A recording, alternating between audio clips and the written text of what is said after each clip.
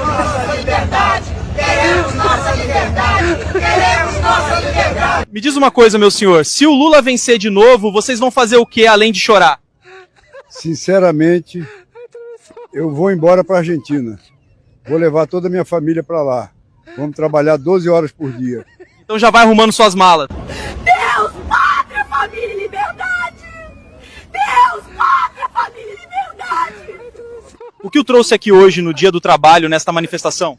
Estamos lutando por nossa liberdade e muita gente veio aqui hoje. Eu não tô nem vendo 15 pessoas nessa manifestação. Por que você não chora em casa? Se o Lula ganhar, eu vou embora pra Argentina. Escute o que eu tô falando. Vou desaparecer do Brasil. Quem quiser ir comigo, vamos.